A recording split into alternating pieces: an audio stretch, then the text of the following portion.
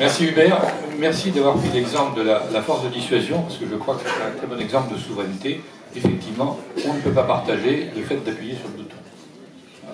Et c'est là où il y a les limites de l'Europe, sauf nous, à abandonner notre souveraineté nucléaire sur la force de dissuasion et à la noyer dans l'OTAN, soyons clairs.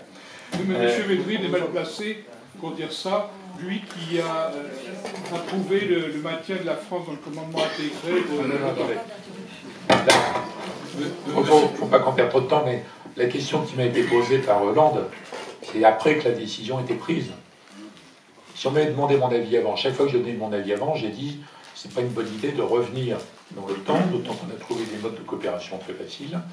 Et les arguments de Sarkozy étaient infondés, puisqu'il disait ça va libérer, disons, ça va enlever l'hostilité des Européens à la défense européenne. Ça n'avait aucun rapport avec le sujet, en fait. Donc avant, moi, j'étais contre. Quand François Hollande me dit qu'est-ce qu'on fait, j'ai pas voulu me ridiculiser. Je savais que la France était incapable de ressortir.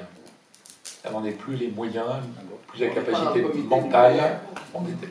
Donc j'ai fait une réponse disons, pragmatique de bon sens à la question de Hollande, mais j'ai dit à l'époque, puisqu'on est rentré, il faut absolument faire l'OPA sur le système Alliance.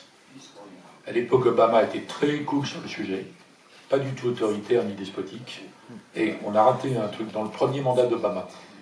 Après, il y a à nouveau Poutine, la Pologne, c'est plus compliqué, l'Ukraine.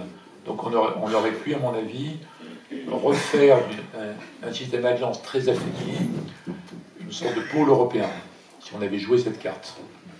Et j'aurais pas dit ça 5 ans avant, 10 ans avant, vous voyez. Donc c'est une réponse qu'il faut, la réponse de l'époque qu'il faut remettre dans son contexte.